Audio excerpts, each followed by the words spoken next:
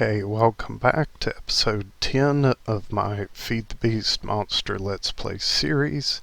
This is the third episode dealing with Tinker's Construct, and I plan today to show you how to actually use the smeltery and how to actually start to build tools.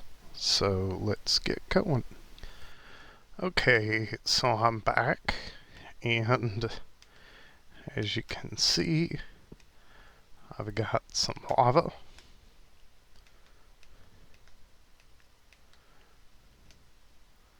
which I am putting in there, 2 buckets. Looks like it has it almost half full. Now you can add additional tanks going up. You can also use portable tanks to mount on the top and drain in as well. That's very handy. But allow me to go get some ore. I need to get my aluminum ore. There we go. And we also need some copper to start out. Okay, so to begin with, we're going to have to make molds to be able to cast our metal into for our parts.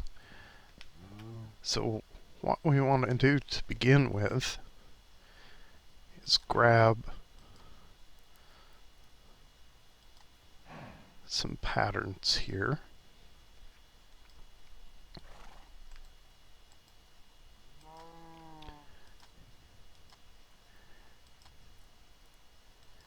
And get some parts to work with. Now as you progress with this,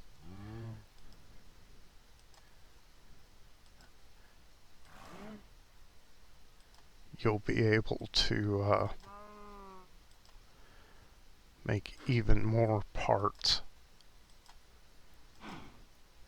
I'm just going with the basic pickaxe parts in order to demonstrate this.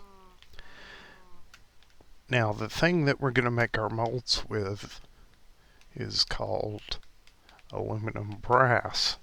Now if you open Mighty Smelting,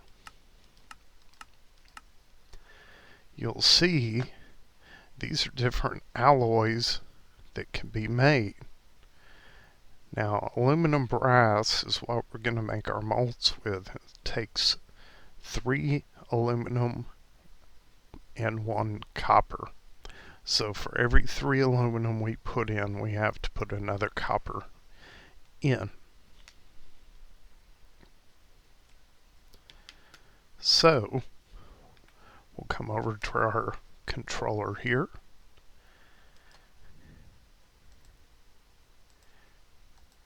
And I'm going to put 3 aluminum in and 1 copper.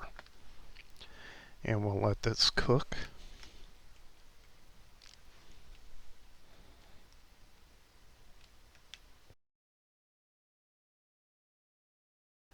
There's a demonstration with blocks here as to what all has been loaded into the smelter.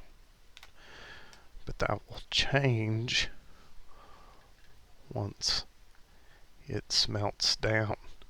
Now see, the aluminum is in there. It's showing 6 ingots.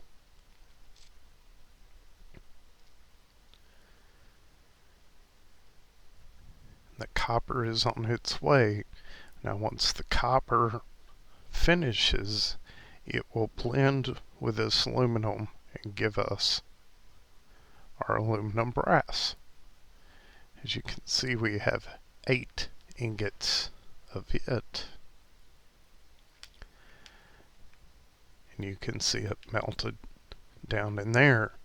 Now one thing that we're going to need right off the bat is an actual smelted ingot.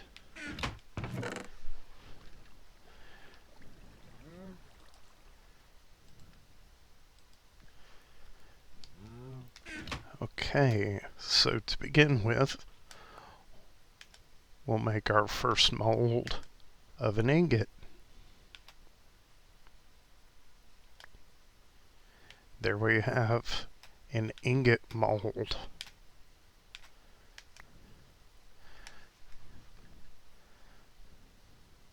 So now we want to move along and make molds of all these other parts.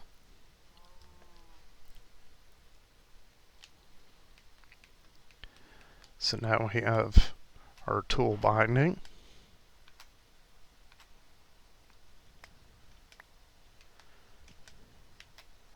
the pickaxe head,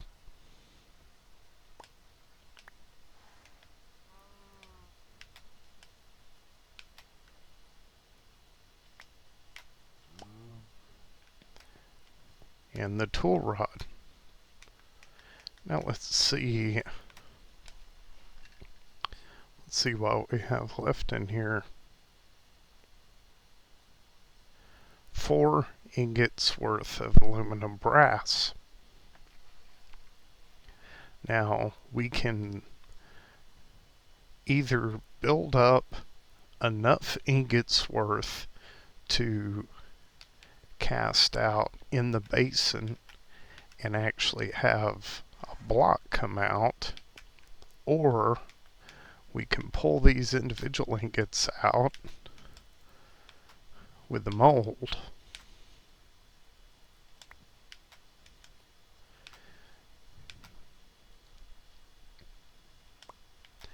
And then we can save these until the next time we need to make castings. Or molds, I mean, either way.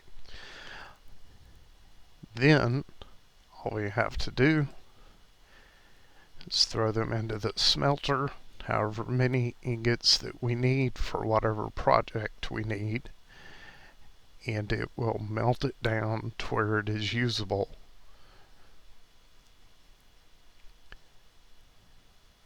This is a good way to get very precise with what you're cranking out.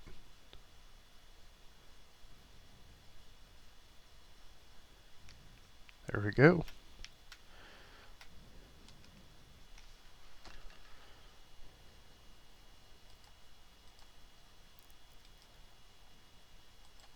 I guess I should have left that there. And then we pull it back out like so. Okay, so if you have any questions about this, be sure to ask. If I do not know the answer, I will track it down and find it for you. Now the next thing that I need to do is start working towards some alloys that I'll need to make some tools with. So I'll get all that together and then be right back. Okay, to demonstrate basically how to make simple tools with Tinker's Construct through the smelter, I want to start out by making a simple pickaxe. And to do that, one of the main things we're going to need is alumite, which, as you can see, takes 5 aluminum, 2 iron, and 2 obsidian. So I'm going to get all that together and throw it into the smelter.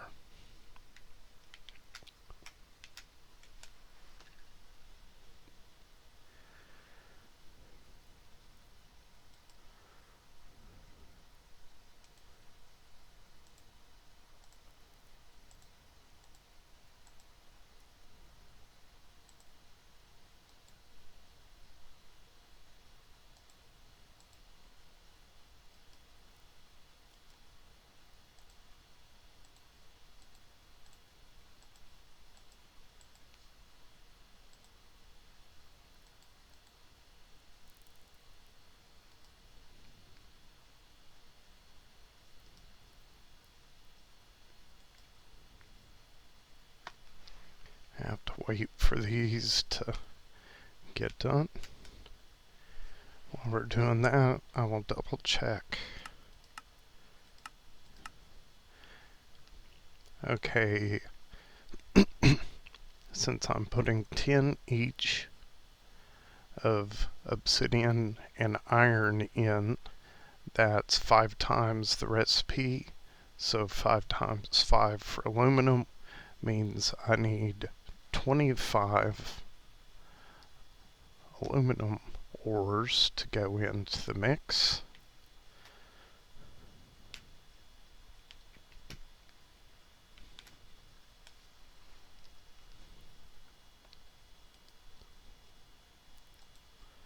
Put these remaining obsidians in so they can start.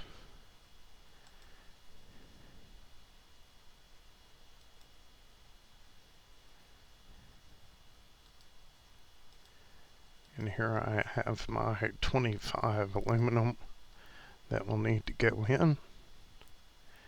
If you click and drag, it will automatically put those in for you. Now it's just a matter of waiting for it all to smelt down.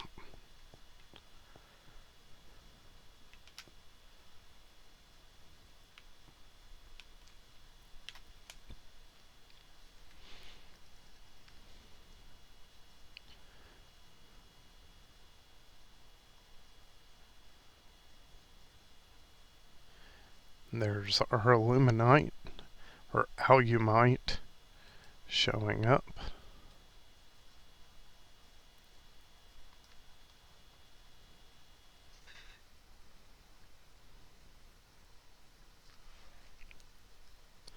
So while that's finishing, the binding that I want for my pickaxe is going to be obsidian. This will increase the durability of the tool. I'm going to be highly unoriginal and just stick with alumite for the other parts. For the tool rod and the head.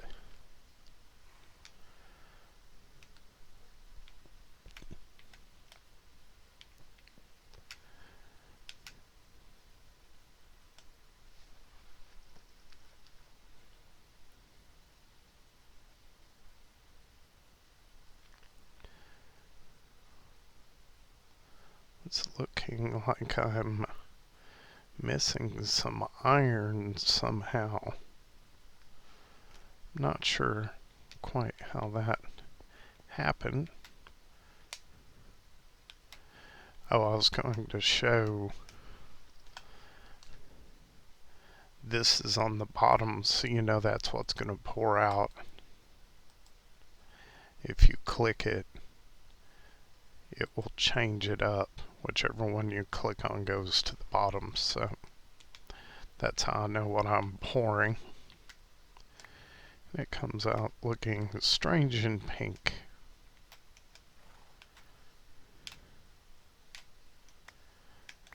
There we go. And we have stuff left in there for anything else we may need.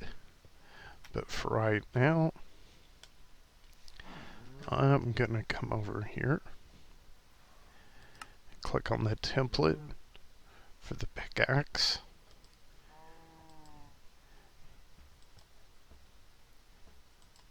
and put my parts in. Here we go.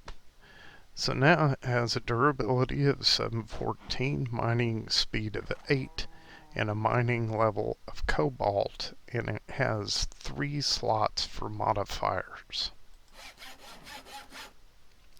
Now one thing I want to do is make this pickaxe uh, self-healing and fast. Now I've gotten some moss stone from the spawners that I cleared out. This moss stone will be used to make moss balls, and those can be added on to make this self-healing. I'll also add on redstone block and some individual redstone to increase the mining speed as well. Right now I need to make my moss balls.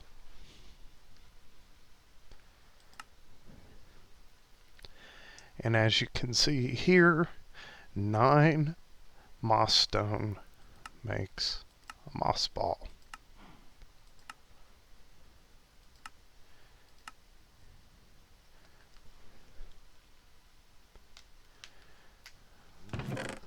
Let me grab some redstone from here.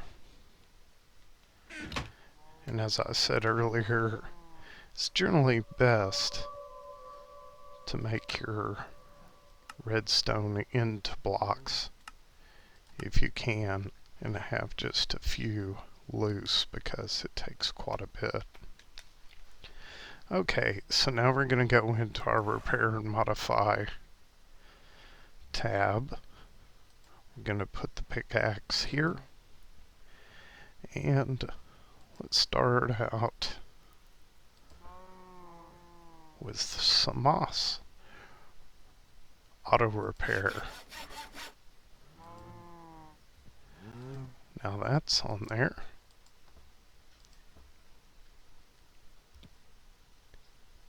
So now let's put some redstone. Mining speed 9.43.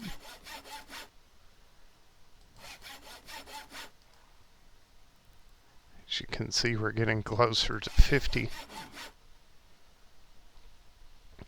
which is going to be the cutoff for our haste. Oh. Put one more block on.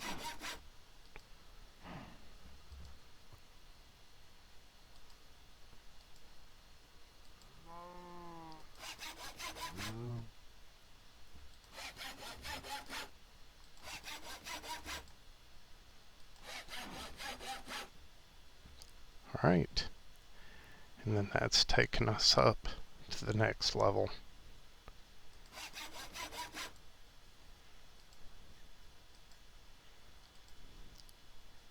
So, here we have, oops, a self-healing, super fast pickaxe that flies through stone like a hot knife through butter.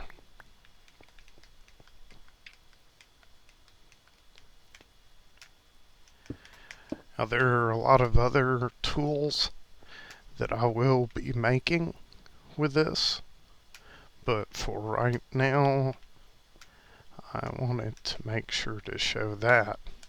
And I should show you the casting basin. I'm going to pull some aluminum out of here.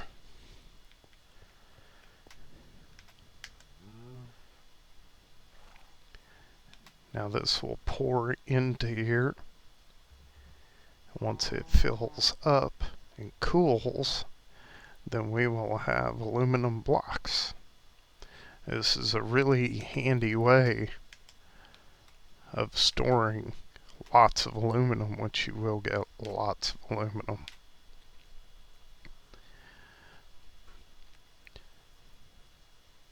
Usually I end up building a wall out of aluminum blocks near my smelter just because. Now if you run out midway through the pour, as you see with this, then you have to break the block.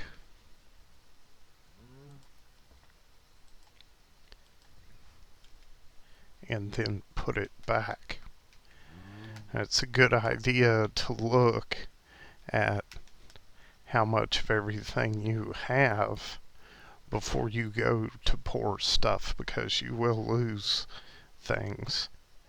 As you can see right here, 13 ingots, 4 nuggets with alumite, 10 ingots with obsidian. So you want to keep track of that as you pour. When you get down to a small amount, it's best to just put a cast in or a mold in and do ingots. Or you can just leave it all mixed up in there and pour stuff out as you need it, whichever. So I guess this does it for the first look at Tinker's construct. I'll come back and do some more with this. In the meantime, feel free to look in your books. Once again, Materials in You is the first book you need. Mighty Smelting is the next one. If you study those, you should be able to see pretty much everything that you're going to need. And then once you get familiar with it, it's all a matter of finding out what materials you want to use to make your tools for whatever function, durability, speed, etc. And then figuring out what types of modifiers you want to add in order to boost them up. So anyway, thanks for watching, and maybe next time we'll try to make a hammer or something for some large scale excavating.